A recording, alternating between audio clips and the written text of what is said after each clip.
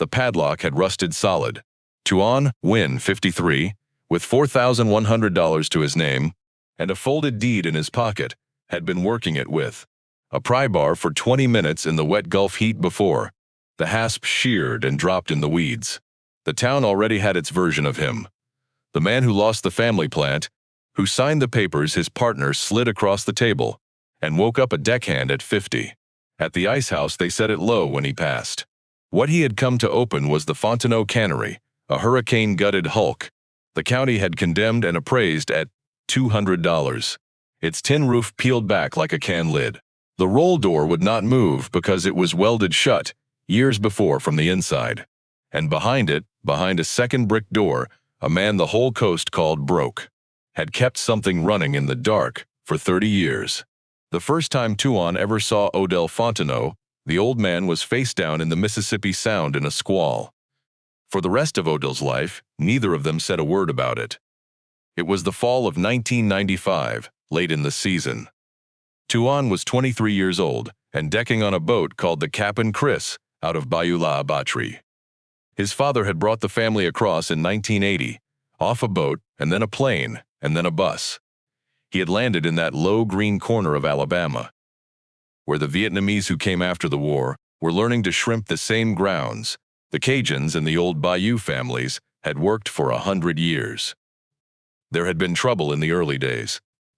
But by the time Tuan was a boy, the docks had sorted themselves into an uneasy working peace, because the Gulf did not care whose grandfather came from where. It only cared whether you could read the weather and mend a net and get home. Tuan's father could do all three, and he taught his son. By 23, Tuan could strip and rebuild a diesel in the dark with the boat rolling under him, which was a thing not one deckhand in 10 could do. The squall came up fast the way they do out there in September.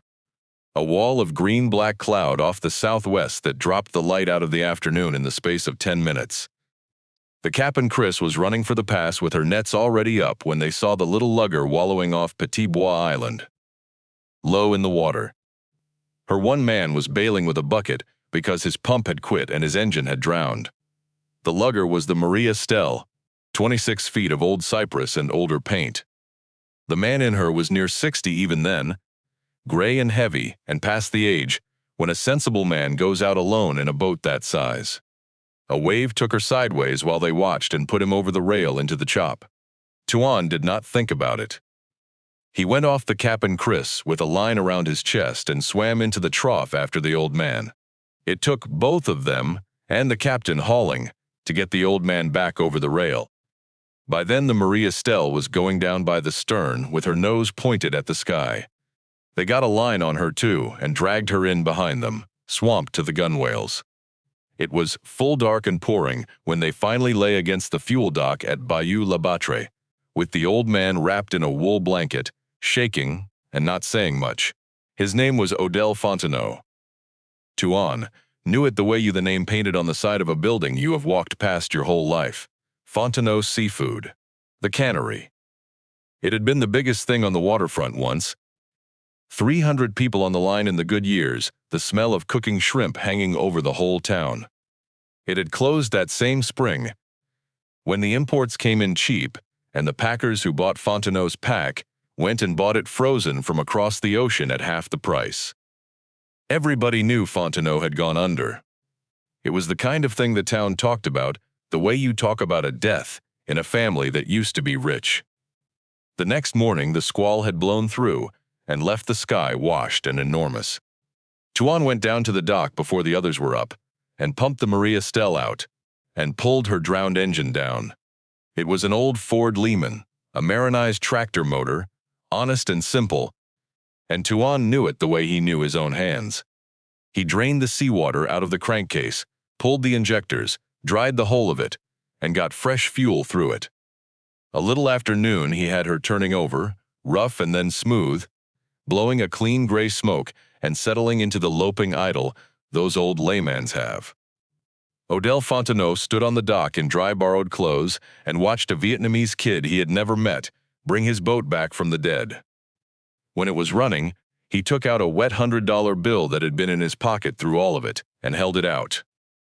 Tuan would not take it. It was not a thing he decided. It was just not something you did. You did not charge a man for pulling him out of the water, or for fixing his engine while you were at it, any more than you would charge him for the air. He wiped his hands on a rag and said the boat would run now. She just needed to be run hard a day to dry the last of it out. Then he went back to the Cap'n Chris.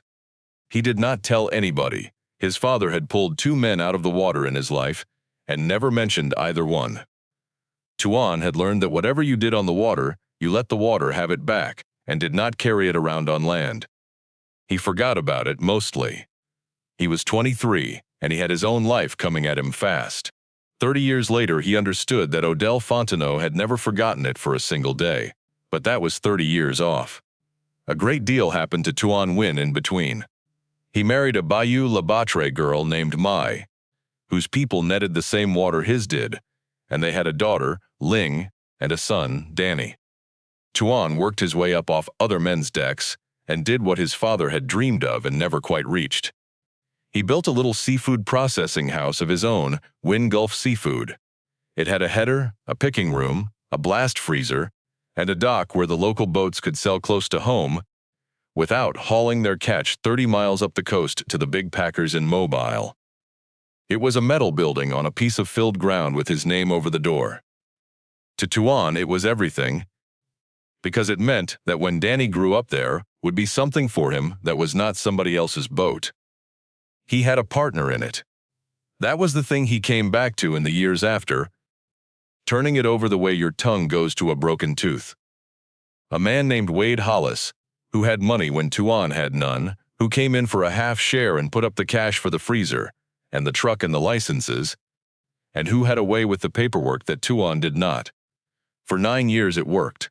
Then the market turned hard. Wade came to him one winter with a stack of papers and said the bank wanted the company restructured, or it would pull the note that Tuan needed to sign, that it was just paperwork to keep them alive till spring. Tuan signed. He signed at his own kitchen table, with Mai making coffee and Wade sitting across from him saying it was going to be fine. What the papers did, Tuan understood too late and only in pieces, was convert the loan Wade had put in over the years into a controlling stake, wipe out most of Tuan's share, and give Wade the right to buy the rest at a number set years earlier when the company was worth nothing. There was no single moment you could point to and call it theft. That was the craft of it. Every page had been legal. A lawyer up in Mobile had told Tuan so, kindly, for $250 an hour, which was money Tuan did not have. By the spring after he signed, Nguyen Gulf Seafood had Wade Hollis's name on the deed, and a new sign over the door.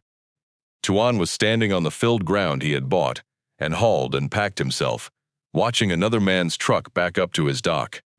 He was 50 years old. He walked home and did not say much for a long time. The town made its own sense of it, the way towns do. Some knew Wade for what he was and said so quietly, and were kind to Tuan in the small ways a working town has to give.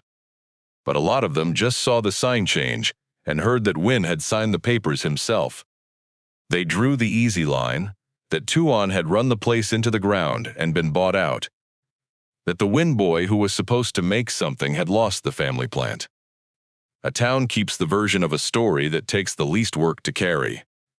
And the least work version was that Tuan had failed. He heard it in the way conversations changed key when he came into the ice house for a bag of ice. He heard it, too, in the way the younger captains who used to sell to him now looked at a spot just past his shoulder. Danny took a welding job in Houston and did not come home much. Lynn married a man from Mobile and moved up there. The house got quiet. Mai kept her chin up and worked at the shirt factory out on the highway.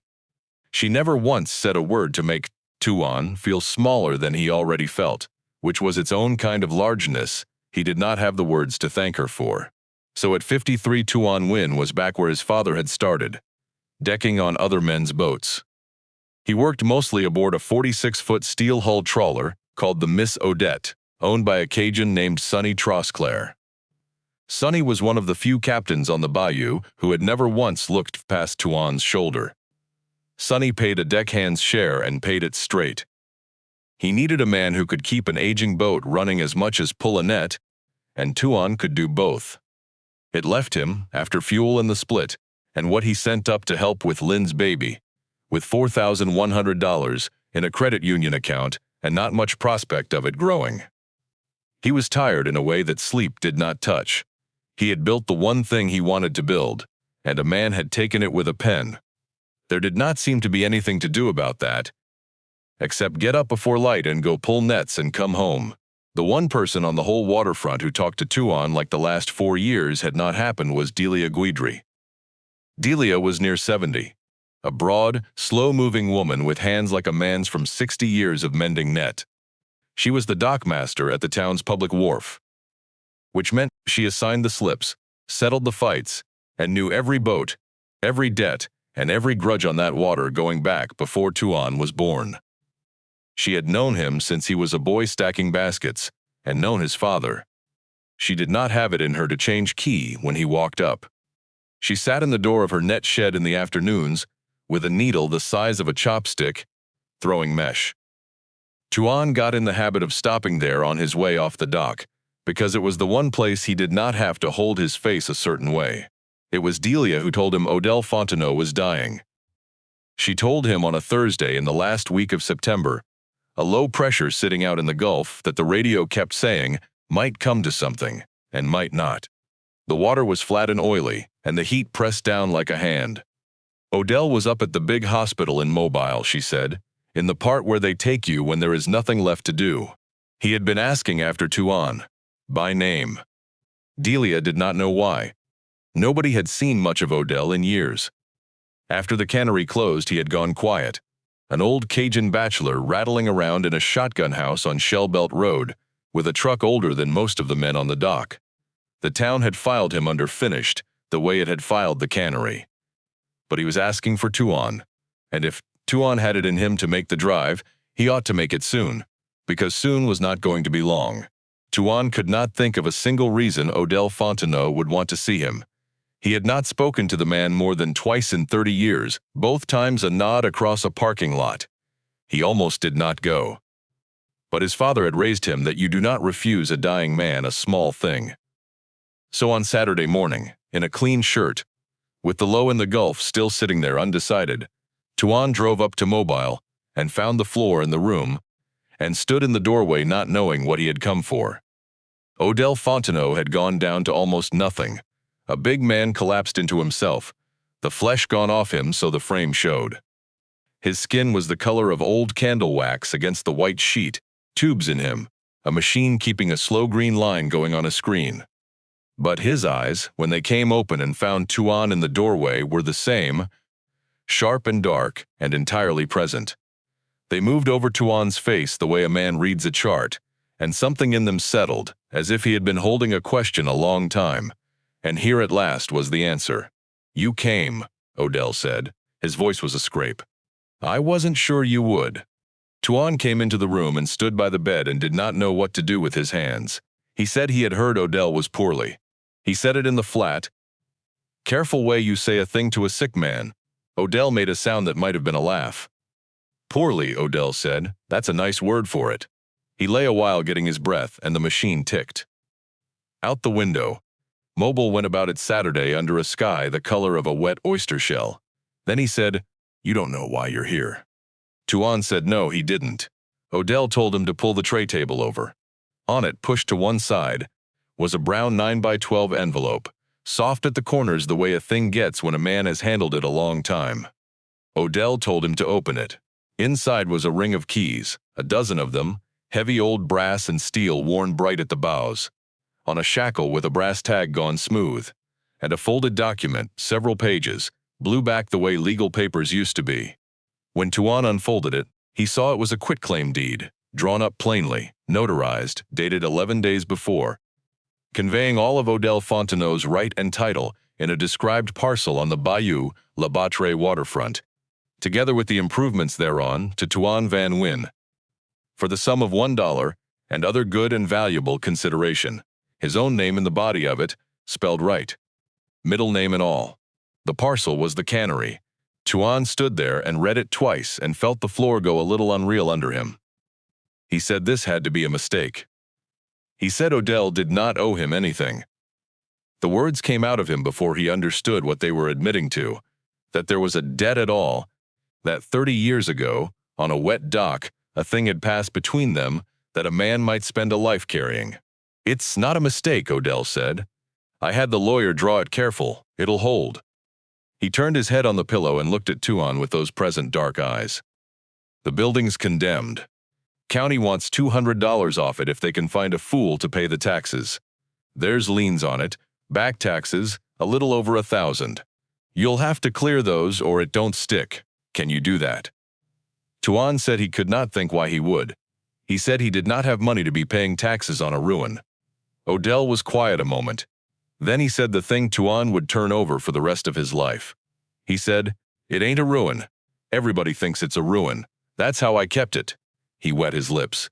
"You're the only man I ever saw give the water back what it wanted and not ask a thing for it. That's the man I want. Not a smart man, a straight one."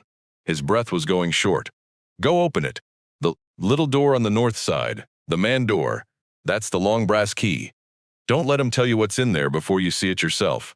And Tuan. He got the name out careful. "The way a Cajun does, Tuan. Keep it running. That's all I'm asking. Keep it running."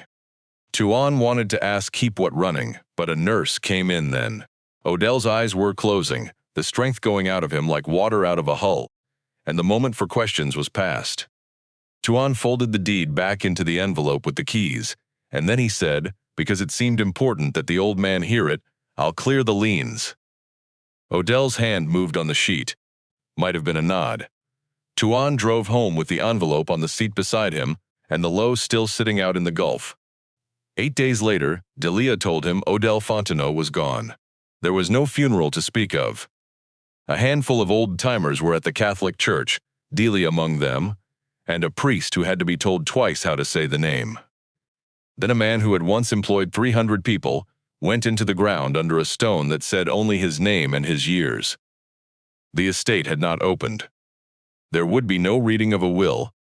No family come down from wherever Fontenos went, because there was no family. Odell had outlived a wife dead 20 years and a brother dead longer and had no children anyone knew of. What there was a quitclaim deed in Tuan Nguyen's pocket, signed 11 days before the old man died, and the question of whether it was worth the paper. Tuan took it to the courthouse in Bayou La Batre on a Monday. The clerk read him the numbers off her screen in a bored voice. Condemned structure. Appraised improved value $200. Unpaid ad valorem taxes, and a municipal cleanup lien totaling $1,294.60. If he wanted to record the deed in clear title, he would pay that today, and there was a recording fee on top. Tuan did the arithmetic he had done 100 times in his head that week. He had $4,100. Mai had said, in the plain way she had, that a dying man had asked him to do one thing. It was not their place to decide it was foolish before they had even looked. So Tuan paid it. He wrote a check for $1,294.60 and a $19 recording fee. Then he walked out into the heat with the deed recorded and $2,786 left in the world. The owner of a building the town called a ruin. He went to open it that same afternoon. That was the padlock and the pry bar and the 20 minutes in the wet heat, the hasp shearing and dropping in the weeds. But the roll door still would not move, and when Tuan got down and looked along the bottom track, he saw why. Somebody had run a bead of weld along the door's flange to the frame, a real weld, laid down clean by a man who knew how. The whole big door was one piece with the building. It had not been abandoned and forgotten. It had been sealed deliberately by a hand that cared how the job was done. Tuan stood back and looked at the front of the cannery, at the peeled roof and the broken windows, and the plywood gray with age over the office door. For the first time since the hospital, he felt the small cold prickle of a man who has been told a story his whole life and is about to find out it was wrong. The north side, the man door, the long brass key. He went around through the weeds and the crushed shell, past a fuel drum rusted to lace and a stack of wooden fish baskets gone soft and black, to the north wall, and there was the man door, steel, painted over so many times it had no color left, with no rust, running from its hinges, the way there should have been on a door 30 years dead. The long brass key went in and turned with a heavy, oiled sureness that made the hair stand up on Tuan's arms. The lock had been used. It had been kept. He pushed the door open into the dark, and the air that came out was not the air of a dead building. A dead building breathes out mildew and rot and standing water. This breathed out machine oil, and cold, and faintly, under it the clean sea iron smell of an ice plant working. Tuan stood in the doorway with the daylight behind him and could not make his eyes believe the dark. There was a sound in it, a low, steady mechanical hum with a slow beat under it, the sound of a compressor cycling, the sound a working plant makes at night when the people have gone home and the machines keep their watch. He found a bank of switches by the door, old push-button starters in a steel box, and pressed the top one because his hand had spent 40 years around gear like it. Somewhere down the building a contactor slammed in, and a row of caged bulbs came on one after another down the ceiling, throwing their light onto the thing Odell Fontenot had hidden behind a welded door for 30 years. It was the line. The whole original 1960s canning line had put up Fontenot shrimp when Tuan's father was a young man across the ocean. It was not a ruin, and it was not a museum. It was clean. It was oiled. The long stainless tables threw the light back at him. The old cast-iron double-seamer that crimped the lids onto the cans stood at the head of the line with its brass fittings polished, and a film of fresh oil on its ways. The retort, the big pressure cooker where the sealed cans were cooked, stood with its door open and its gauges intact and its bolts free of rust. Belts, rollers, the brine tank, the labeler, all of it was wiped down and greased and squared away like a boat a proud man keeps. And along the far wall, humming, cold to the touch, running, was the ice plant, an old ammonia machine with its pipes furred white with frost, making ice in a dead building the whole coast had buried 30 years before. Tuan walked the length of it slowly, the way you walk through a church you have wandered into by accident. He had walked past the sealed front of it 1,000 times, and grieved it a little without knowing he was grieving, the way the whole town grieved it, the big dead cannery that used to be something. And all that time, on the other side of a welded door, a man had been keeping it alive with his own 2 hands, not the whole plant. 2/3 of the building was shut off behind a plywood partition, dark and empty, the old dead lines in there gone to rust and pigeon mess. Odell had kept one line, and the ice plant, the smallest working heart the place could have, and still be a plant. He had kept that heart beating alone for 30 years. The power was the first thing Tuan made himself understand, because a working plant meant a live meter, and a live meter meant a bill somebody paid every month. He found the answer, taped inside a steel cabinet by the office, a run of canceled statements on a spike, neat as a bookkeeper's. They were made out to Fontenot Ice and Canning, a limited liability company Tuan had never heard of, drafted every month from an account at the same little Bayou La Batre bank. Odell had never let the power go off. He had kept a company alive on paper for the single purpose of keeping the lights and the compressor on in a building the county thought was empty. Month on month, out of a pocket the whole coast believed was empty too. Beside the statements hung a clipboard, and on it, in a small hard slanting hand, a maintenance log. Grease seamer ways, change compressor oil, run the retort empty to keep the seals live. Check ice, 42 degrees in the cold room.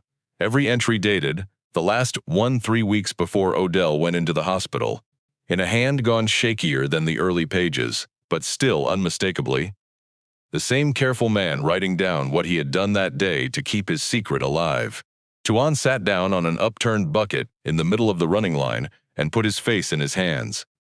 He was not a man who cried easily, and he did not cry then, but it was a near thing, and he could not have told you what it was near about.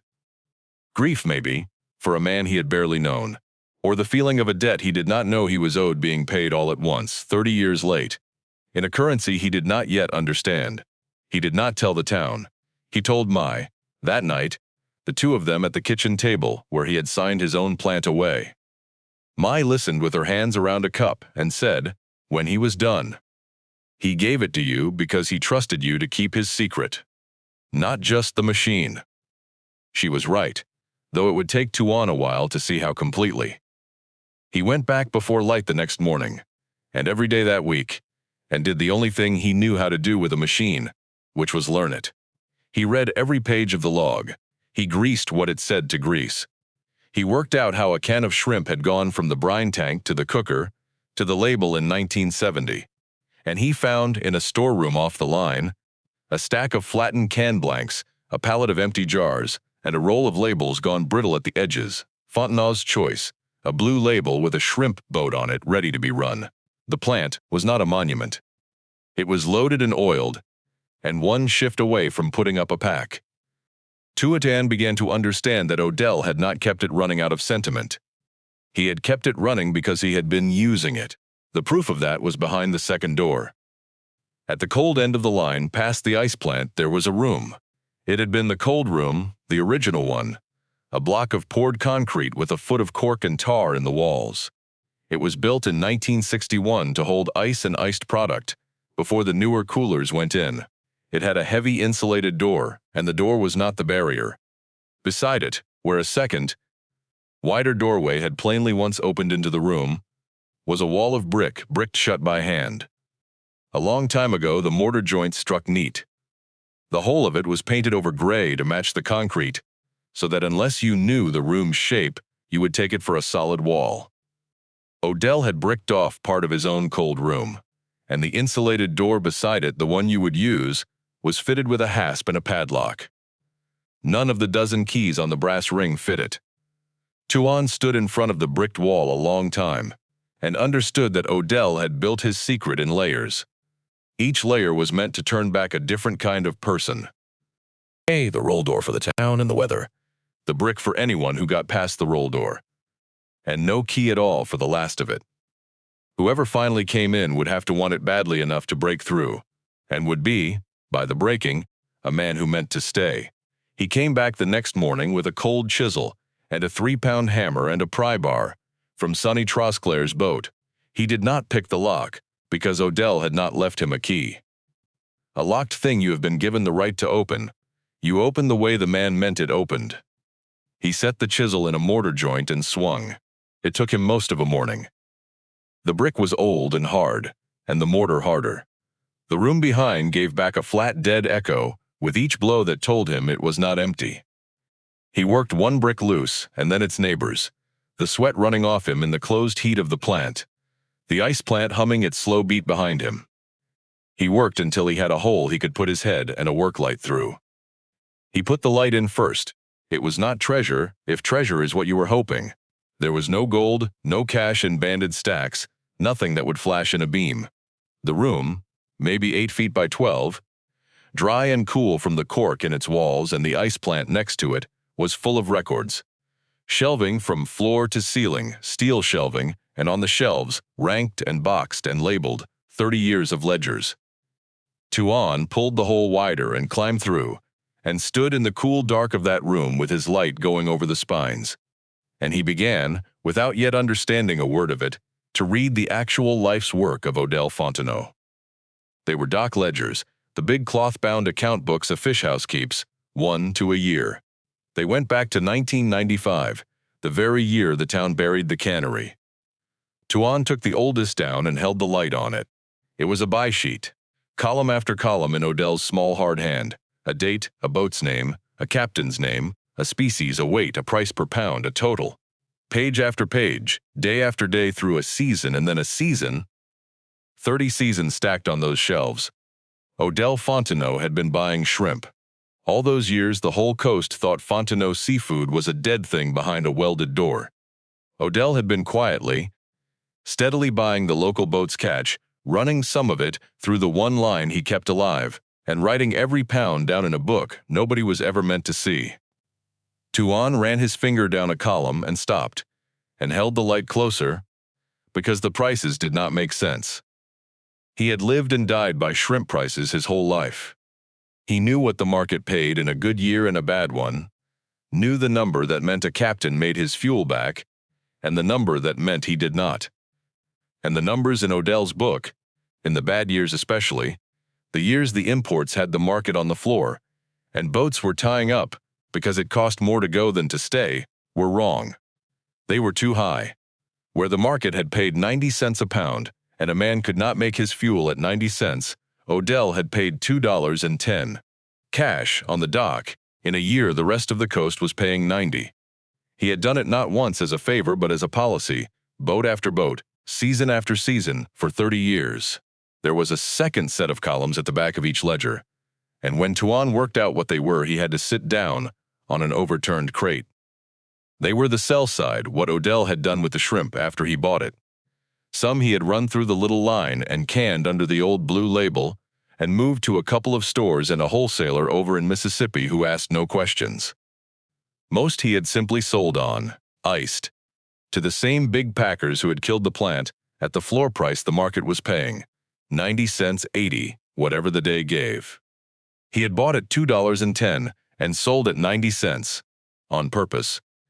Thousands of pounds of it, tens of thousands, year after year.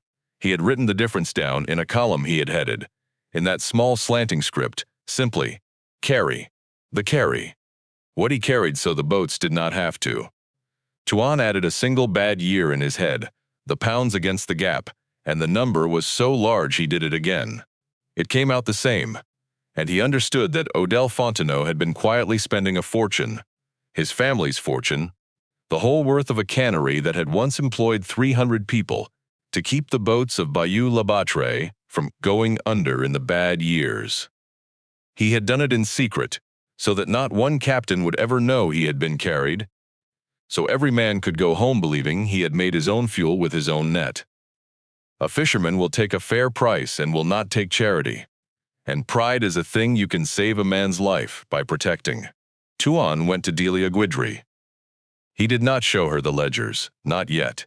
He only asked her, sitting in the door of her net shed in the gold afternoon light, what she remembered about the bad years, the years right after the cannery closed. Delia threw her mesh a while before she answered. "You want to know how come the docks are still here," she said. It was not a question. "You're young enough you don't remember how close it went. 95, 98, 2002, those bad ones, the price on the floor, the boats tying up, families packing to go inland to the chicken plants and the shipyards. Whole streets in this town near about emptied out, should have emptied out." She squinted at the water. But it never quite did. Every bad year, come to find out, a man could still sell his catch and make his fuel just barely, just enough to go again next week. Nobody could ever say quite why. The big houses were paying nothing, but you could always find a buyer that'd give you enough to keep your nose above the water. She looked at Tuan then, and her old eyes were sharp. "I always did wonder who. You go on and tell me you found out who." Tuan told her. He told her about the welded door and the running line and the ice plant and the bricked room and the ledgers and the carry. Delia Guidry, who had mended net on that dock for 60 years and buried a husband off of it, put down her mesh and covered her mouth with a hand like a man's. For a long time she did not say anything at all. When she did, her voice was not steady. "Odell," she said, to the water, "the way you say a name at a graveside. You crazy old man, all that time." And then, because she was a practical woman, and grief is a thing you get to later, she said the thing that turned the whole story from a wonder into a fight. "You better keep your mouth shut about all this a while longer, Tuan, because if the wrong people find out what's in that building, they will take it off you before you can draw a breath. And there is a set of them already circling this waterfront, like they can smell it." If you have made it this far into Tuan Nguyen's story, take a second and subscribe. Because what Delia Guidry says next is the part I have been waiting to tell you. The part where a dying man's 30-year secret becomes the one thing standing between this town and the people who came to erase it. The wrong people had a name that had been going up on signs along the coast for a year. Meridian Gulf Seafood Group was a conglomerate out of Houston that had spent the down years buying up the tired old family fish houses and canneries all along the northern Gulf. Not to run them, but to close what was still open and hold the waterfront. And behind Meridian, tangled in with it the way the Things Are was a development company called Tidewater Landing Partners. It had a rendering on a billboard out on the causeway of a thing called Saltgrass Landing, 4 stories of balconies and a marina, and a restaurant with a nautical name, built on the exact stretch of working waterfront where the fish houses stood. The plan was not complicated. You bought the dead and dying plants for the price of their back taxes, had them condemned and raised as blights. Then you assembled the cleared waterfront lot by lot until you had enough of it to sell a view. The docks that were still working, the boats, the ice houses, the net sheds, Delia's wharf, were not part of the plan except as the thing in the way of it, and the Fontenot Cannery. Condemned, appraised at $200, sitting on the deepest water and the widest frontage on the whole bayou, was the piece Meridian wanted most. Tuan learned all this the hard way, which was that Meridian's people had already been to the courthouse. They had been watching the parcel for 2 years, waiting for the old man to die, so they could pick it up out of the estate for the taxes. When the records showed the parcel deeded away 11 days before Odell Fontenot died, and recorded by a shrimp boat deckhand named Nguyen, who had paid the liens in cash, they reacted the way you react when something you have already spent is taken off the table. Within a month, a lawyer's letter came to Tuan's house, and then another, and then a man in a good shirt came to the dock asking for him by name. The man's name was Wade Hollis. He had put on weight and a better shirt and wore a lanyard now with the Meridian name on it. He came down the dock at the public wharf on a bright hot morning with his hand already out, as if the last 4 years had happened to 2 other men. Tuan was on the deck of the Miss Odette washing down after a run, and he did not take the hand. Wade let it drop and smiled like that was fine too, and said it was good to see Tuan doing well, and then he got to it. Meridian had an interest in the Fontenot parcel. They understood Tuan had come into it under sad circumstances, and they were prepared to be generous to a man who had, let's be honest, been through a rough patch. Wade named a number, $40,000, for a building the county valued at $200, and he said it the way a man says a number he expects to end a conversation. Tuan looked at him for a while. $40,000 was more money than he had seen in one place in 10 years. It would have paid off the credit union and put a roof on the house and sent something real up to Lynch for the baby. And Wade Hollis, who had taken a whole plant from him with a pen and a smile at his own kitchen table, was standing on another man's boat, offering it with the same smile. It was for a building Tuan had begun to understand was worth far more than $40,000 and worth something to the town that could not be put in a number at all. Tuan said no. He did not say it angry. He had learned long ago that anger was a thing you gave away and could not get back. He just said the building was not for sale and went back to washing down the deck. After a while, Wade Hollis walked back up the dock, and the smile was gone off him before he reached his truck. The letters got sharper after that. Then Meridian's lawyers filed a petition in probate court, and Delia's warning came true almost to the word. The petition asked the court to set the quitclaim deed aside. Their argument was the one Odell had half-warned Tuan about from his hospital bed, that Odell Fontenot, in the last weeks of his life, sick and on strong medication in a hospital, had not been of sound mind and competent to give away real property. That a dying and confused old man had been, the filing implied without quite saying it, taken advantage of by a deckhand who happened to be handy. That the deed should be voided, and the parcel returned to the estate, where, with no heirs, it would pass to the county and be sold for its taxes, to the only bidder who had ever shown interest, which was Meridian Gulf. It was a clean piece of work. It did not accuse Tuan of anything a man could answer with his fists. It simply said the old man had been out of his head and dared Tuan to prove he had not been. Tuan had $2,700 less now. Meridian had a firm in Mobile with a floor of a building to itself. On paper it was the plant all over again, a man with a pen against a man with a boat. But it was not the plant, and the difference was in the bricked cold room. Tuan did not grasp how large the difference was, until he went back into that room with Delia. And they took down the ledgers one by one, and found, On the bottom shelf behind the account books, a wooden document box. It was a plain box, dovetailed, the kind that used to hold a man's papers, and it was not locked. Inside, in folders soft with handling, were deeds. Not to the cannery. To boats, and Tuan read them by the worklight with Delia looking over his shoulder. The second great thing Odell Fontenot had done in secret came up off the pages at them. There were 4 of them, 4 shrimp boats, and each folder told the same story, told 4 times. A boat had gone under in a bad year, not sunk, but foreclosed. A captain had missed too many notes when the price was on the floor, and the bank moved to take the vessel.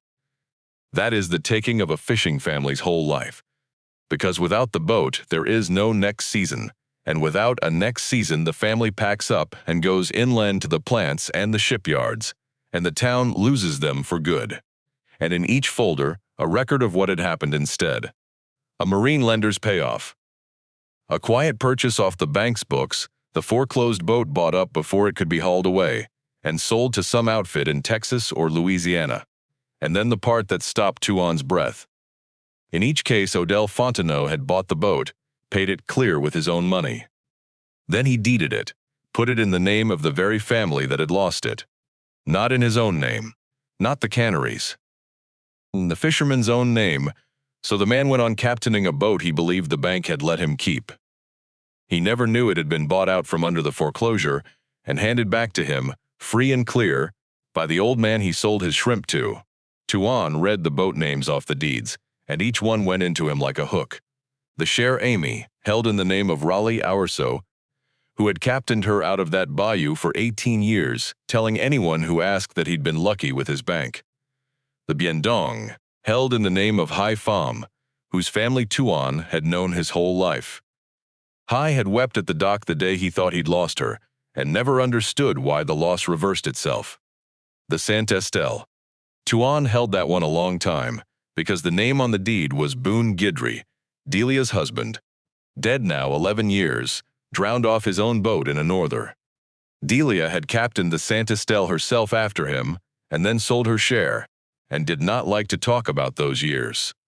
Delia took the folder from Tuan's hands and read it again, and her breath went ragged. Boone had come home one black winter, the year before he died, and told her the bank had worked with him, had held off. She had lit a candle for that unnamed kindness at the Catholic Church for 11 years, without ever knowing it had a name. The name was Odell, and the 4th boat was the Miss Odette, held in the name of Sonny Trosclair. The boat Tuan Nguyen stood on 6 days a week, the boat that put the food on Tuan's table and sent the little bit up to Lynn. He had been working, without knowing it, on a deck Odell Fontenot had bought back from a bank and quietly given to the man Tuan called Captain. The wonder of that, the size and the quiet of it, was almost more than Tuan could hold. At the bottom of the box, under the 4 folders, was an envelope, and on it, in the small, hard, slanting hand, one word: Tuan. Tuan, spelled the way it sounded, the way Odell had said it in the hospital. Tuan opened it there in the cold room with Delia beside him, and read it once to himself. Then, because she asked him to, and because it seemed the letter wanted to be said aloud, he read it again, out loud, in the humming dark. It was not long. Odell was not a man of many words on paper, any more than in life. He wrote that if Tuan was reading this, he had gotten past the door in the brick. That was good, because it meant he was the man Odell had judged him to be, a man who would not quit at a wall. He supposed Tuan wanted to know why him, so he would tell him.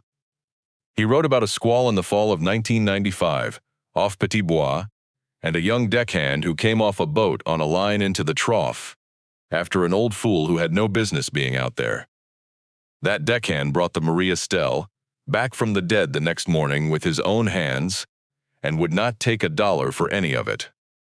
He wrote that he had been near 60 that day, and had thought he had seen the whole run of men there was to see, the takers and the traders, and the ones who do a kindness, and make sure you know the size of it. And that he had never before or since seen a man do a large thing, and then simply walk away from it, wanting nothing, as if it were no more than the day's ordinary work. It had changed how he meant to spend what he had left. A man who saw a life going under and pulled it out, and ask nothing was the only kind he could trust with what he had been carrying. The whole of it, the line, the carry, the boats, only worked as long as it was done quietly and asked nothing back. And the day it became a monument to Odell Fontenot, it would stop being worth the doing. "Keep it running," he wrote. The same words he had scraped out in the hospital. "Not for me, for them, and don't let them make it about me." Then his name, and under it a date. The date was 3 years before he died, which meant the old man had chosen Tuan and written it all down, and then watched him from a distance for 3 more years, working other men's decks, losing his own plant, carrying the town's easy verdict on his back. And he had judged, in the end, that the man had passed a test he never knew he was taking. Tuan folded the letter and put it in his shirt pocket, over his chest, and stood a while in the cold room and did not say anything. Delia did not make him. Here is what Tuan Nguyen did not do. He did not take the ledgers to a newspaper. He did stand up at the dock and tell every captain on the bayou that the boat under his feet had been bought back for him, and the price he'd made in the bad years had been a kindness in disguise, though he had it in his power, and a smaller man who wanted to be thanked would have. He did not go looking for Wade Hollis to make him answer for the plant, though the man was right there now, on the other side of this new fight. Holding Odell's letter, Tuan understood that the whole 30-year work of the old man's life had been done without wanting anything back. The way to keep faith with it was to fight the thing in front of him, and not 1 inch beyond it. Meridian had not accused him of anything he needed to avenge. They had said a dead man was out of his mind, so the fight was simple and clean, and it did not require Tuan to become anything he did not want to be. All he had to do was prove that Odell Fontenot, in the last years of his life, had been the most clear-minded man on the whole coast. And the proof of that was standing in the building, humming, oiled, running, waiting. Tuan could not fight Meridian's mobile firm with $2,000. For about a week, he did not know what he was going to do.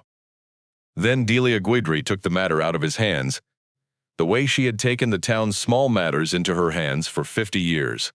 She knew a lawyer. A woman named Camille Doucet had grown up in a shrimping family down in Bayou La Batre, gone off to law school, and come back to hang out a shingle in a mobile storefront. She did wills and boat titles and the small honest law of a coast most big firms did not bother with. Delia drove Tuan up to see her, and Camille Doucet listened to the whole of it, the door and the brick, and the ledgers and the carry, and the 4 boats and the letter. When Tuan was done, she said she would take it for what he could pay, which was not much. There were cases you took for the money, and cases you took because of what it would mean to lose them. The accountant she would need, she said, the fisherman could stand for. A working dock could always raise a few $100s for one of its own. She explained the shape of the thing plainly. Meridian was not trying to prove Odell was a lunatic. They only had to raise enough doubt about his mind in those last weeks to get a judge to void the deed and send the parcel back to the estate, where they were waiting. To beat that, she did not have to prove Odell was a genius. She only had to prove that he was competent, of sound mind, capable of understanding what he owned and what it meant to give it away. On the day he signed, and the beautiful thing, she said, the thing Meridian would not see coming, was that Odell Fontenot had left behind the most complete record of a sound mind she had heard of in 30 years of practice. Most families fighting one of these had a couple of neighbors who would say, the old man seemed fine.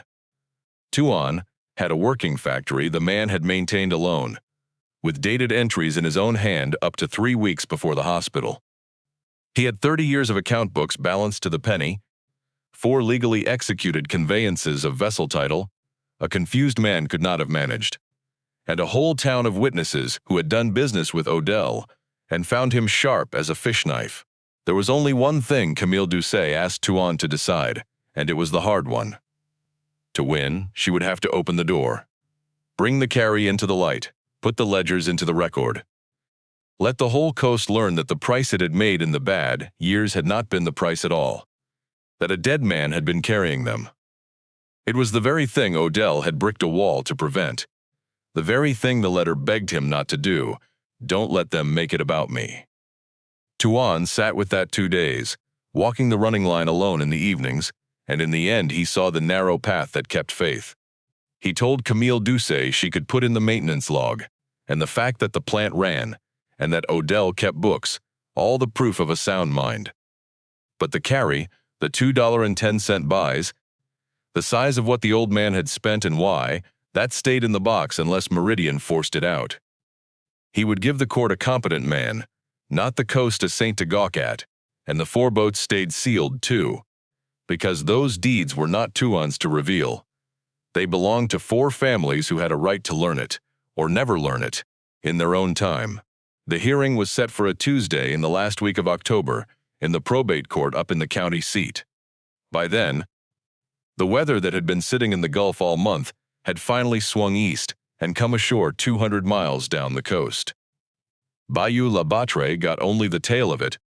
3 days of rain and a high brown tide that put water over the low roads and set every boat snubbing at its lines.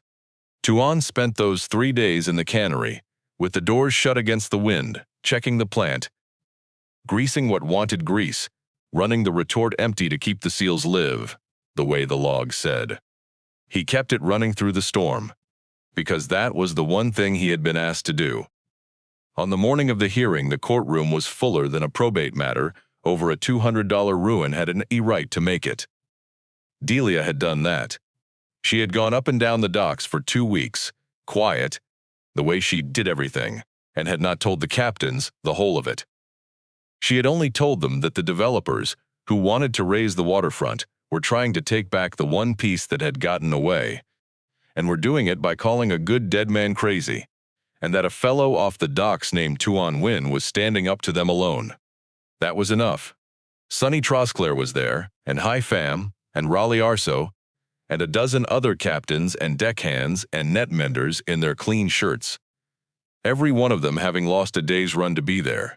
They filled the benches behind Tuan, so that when Meridian's lawyers came in with their rolling cases and their good suits, they came into a room that had already quietly chosen its side. Wade Hollis came in behind the lawyers, in a suit of his own now, and sat at Meridian's table, and did not look at Tuan.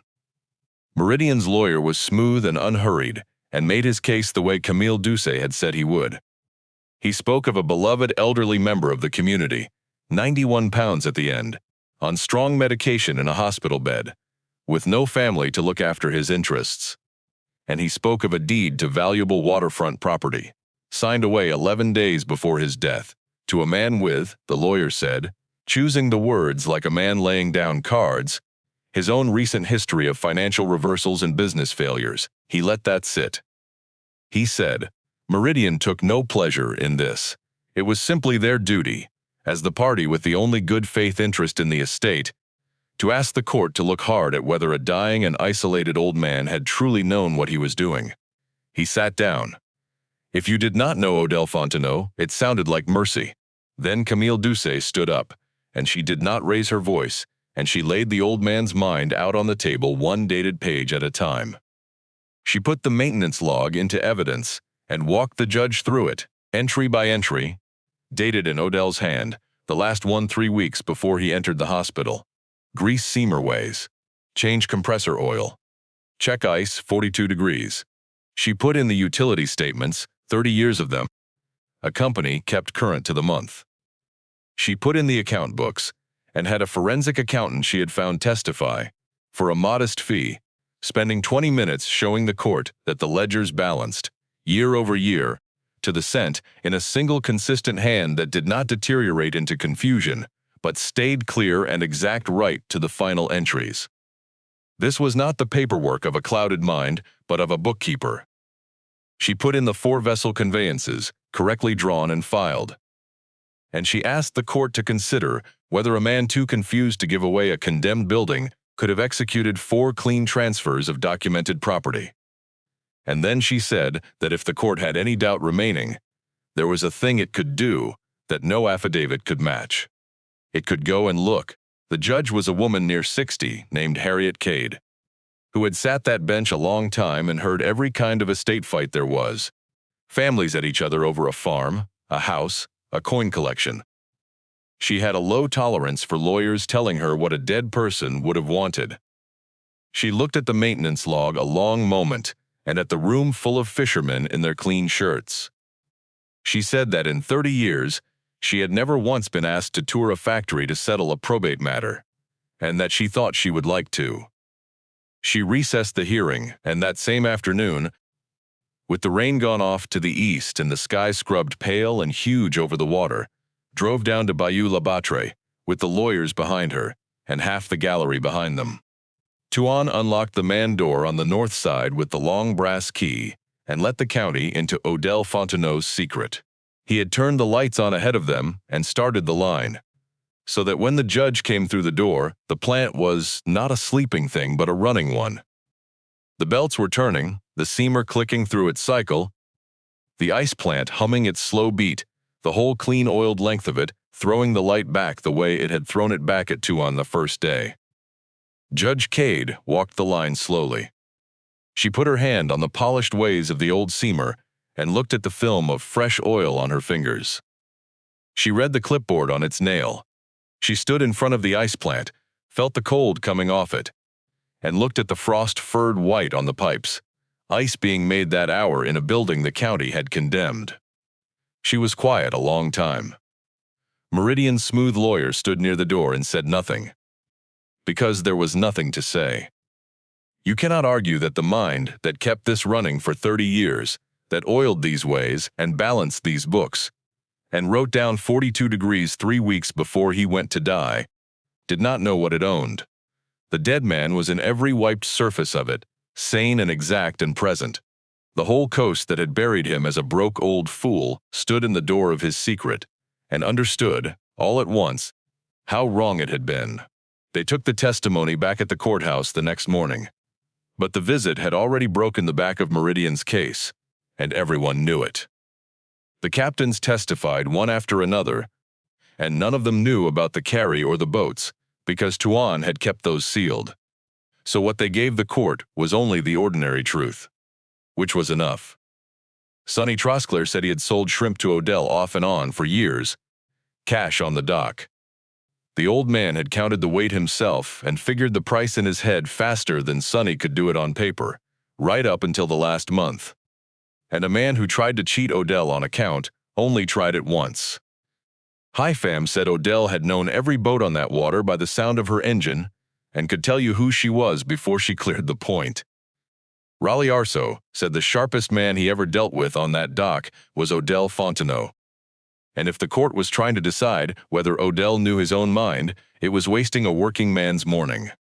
One after another they said it, plain.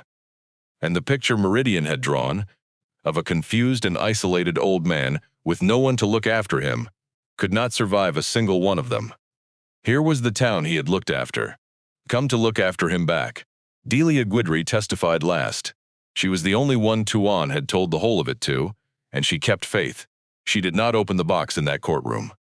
She only said that she had known Odell Fontenot 60 years, and mended net across the dock from him, and that he had been of as sound a mind as any man she ever knew, right to the end. And that if the court wanted to know what kind of man he was, it might notice who had shown up to say so, and who had shown up to call a dead man crazy for the price of his waterfront. She looked at Meridian's table when she said it, and did not look away. Wade Hollis found something to study on the surface of the table in front of him. Meridian's lawyer, when it came his turn, understood. The room had gone and made the calculation a good lawyer makes, which was to cut the loss. He could have tried to force the ledgers open, demanded to know where a broke old man had gotten the money to keep a plant running. He could have dug until he turned up the carry and the 4 boats, and dragged the whole of Odell's secret into the light. It might have muddied the water. But it would have taken weeks, and it would have shown a courtroom full of fishermen and one flat-eyed judge exactly what these people had come to raise. Meridian was in the business of quiet acquisitions, not of standing in the public square explaining why it wanted to bulldoze a man who had spent his fortune keeping their boats afloat. So the lawyer let it lie. He made a short argument about the standard of proof and sat down, and never knew how close he had come to the real story. Judge Harriet Cade did not reserve her ruling. She said she had seen enough. She said that in her judgment the petitioner had not come close to showing that Odell Fontenot lacked the capacity to execute the deed, and that, having stood in the man's factory the day before, she was frankly a little offended to have been asked to entertain the idea. She upheld the quitclaim. Title to the Fontenot parcel was confirmed in Tuan Nguyen, free and clear, and Meridian's petition was dismissed. She added one thing, off the record, looking down at Tuan from the bench, an old coastwoman to a man off the docks. She said, "Whatever he kept running in there, son, you keep it running." And Tuan, who had heard those exact words once before from a scraped voice in a hospital room, said, "Yes, ma'am, that's the plan." Meridian Gulf did not appeal. There was nothing to appeal. The deed was clean and the mind behind it had been proven sound in front of a courtroom full of witnesses. And a conglomerate that ran on quiet does not want a fight that has started drawing a crowd.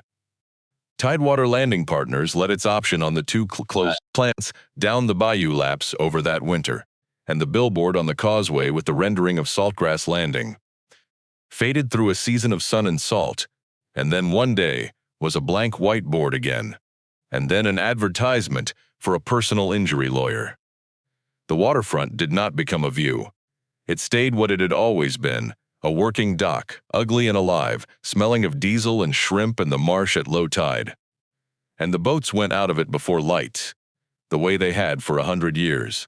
Wade Hollis left Meridian that spring, or Meridian left him. Tuan never learned which and did not go asking. He saw the man once more, months later, at the gas station out on the highway, the two of them filling trucks on opposite sides of the same pump. Wade looked older and less certain, a man whose good shirt had stopped doing the work it used to do. For a moment it seemed he might come around the pump and say something. Tuan waited to see what he would do with the thing he had done. But Wade only nodded. Once, the small nod you give a man you have wronged and cannot face, and got in his truck and drove off. Tuan let him go. He had spent 4 years imagining what he would say to Wade Hollis if he ever had him cornered. Now that the moment came, he found he did not want it. Odell had spent 30 years asking nothing back, and it had built a town. Wade had spent his whole life collecting what he was owed, and it had built him nothing that would stand. There was no revenge as complete as simply letting the two lives be what they had made themselves. He reopened the plant slowly, the way you bring an old engine up, and he did it without a fortune, because he did not have one and never would. What he had was a running ice plant, and ice is money on a fishing coast, sold by the block and the ton to every boat that goes out. That was the first revenue, and it came in the first week. He put the buying dock back to work, and bought the local boats catch honestly. At the real market, a fair fish house and no more.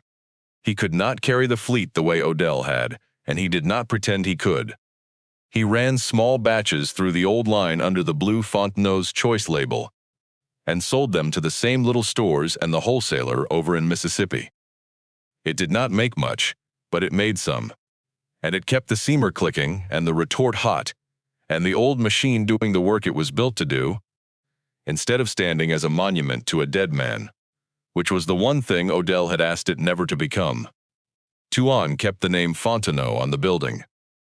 He could have put his own name up there at last, the way he had once dreamed of putting it over Wind Gulf Seafood. No one would have said a word against it, but it was not his to take credit for, and not Odell's to be turned into a shrine. The name Fontenot on a working plant, running, buying, making ice was neither a monument nor a theft. It was just a fish house with a good name over the door, and that was exactly the right size for it. Danny came home from Houston in the fall. He had heard the whole story over the phone in pieces across the year. One day he called and said, the welding in Houston was fine, but a man ought to be where his people were. Tuan did not trust his voice enough to say much back. Danny knew the seamer inside a month, and the retort inside 2, and was better with the paperwork than his father. On the days Tuan watched his son wipe down the ways of a machine older than both of them, he thought Odell Fontenot had given him back not only a building, but the thing the building had been for all along, which was a place for the next one to stand. The four families Tuan told, one at a time, in their own kitchens, with the deeds in his hands. He told Sonny Trosclair first, on the deck of the Miss Odette, that the boat Sonny had captained for years, and believed his bank had let him keep, had in truth been bought back off the foreclosure and put in Sonny's own name by Odell Fontenot. Sonny had owned her free and clear the whole time, and never known it. Sonny, who was not a man given to any softness, sat down on the fish box and looked out at the water and could not speak for a while. Tuan told Raleigh Arso, and he told High Fam, and each received it the way a man receives a thing too large to hold, with a long silence, and then a kind of anger that had nowhere to go, because the man who had earned it was in the ground, and then, under that, a grief and a gratitude all tangled together that would take the rest of their lives to sort out. And Tuan drove the Santa Stel's folder down to Delia's net shed himself, though she already knew, and put it in her man's hands, the deed with Boone's name on it. Delia held the paper her drowned husband had never known protected him. The two of them sat in the door of the shed in the last of the light, and did not say very much, because some things are past the reach of words, and it is an insult to them to try. Word of it got out, the way things do in a town that small, not the whole of it, but the shape of it. The old man everyone had buried as a broke fool had been the quiet buyer in the bad years, the reason the docks never emptied. He had spent what his family built, keeping other men's boats afloat, and made sure not one of them ever knew, so they could keep their pride along with their boats. Tuan did not stand up and announce it. He did not have to. The town assembled it out of the pieces, the way it had once assembled the easy wrong version of Tuan himself. This time it assembled the truth, and the truth traveled the docks slower but heavier than the lie ever had. The fishermen put a small brass plate up in the church, with Odell's name and a line off a psalm about those who go down to the sea in ships. That was all, and it was the right size. A man's whole town quietly knowing what he did is not a monument. It is only the truth finally arriving, where it had always belonged, and the town's verdict on Tuan Nguyen changed, though that had never been the thing he was after. The whisper that he had lost the family plant did not so much stop as get replaced, because a man who runs the fish house that keeps a coast working is not a man who lost anything. The same captains who had once looked at a spot past his shoulder, now tied up at his dock, sold him their catch and stayed to talk. Tuan was glad of it in a quiet way, but it was not what he turned over on the long evenings when he walked the running line alone before locking up. What he turned over was the old man, a stranger he had pulled out of the water, squally afternoon at 23, and forgotten. A man who had watched him for 30 years and judged him, and at the end, handed him not a fortune but a job. The same job the old man had done, the keeping of a thing that only worked if you asked nothing back for it. He understood, finally, what Odell had understood. He had spent his own life measuring his worth in the thing that got taken from him. The plant with his name on it, the deed a man walked off with, the $4,100. That was all he had to show at 53 for a life of hard and honest work. He had believed, without ever quite saying it, that he had failed, because the town believed it, and he had let the town keep the books on him. But the books had been wrong, his and theirs both. A working dock, a full net, a town that stayed instead of scattering inland to the plants and the shipyards, boats going out before light with the same names on them they had carried for 2 generations, a place for his son to stand. That was the fortune. It had never been a number. Odell Fontenot had known that for 30 years and had paid it out quietly the whole time, a little every season, so gently that no one felt the hand that gave it. And now the hand was Tuan's, and he had been paying it out all along, and had only just looked down and seen what was in it.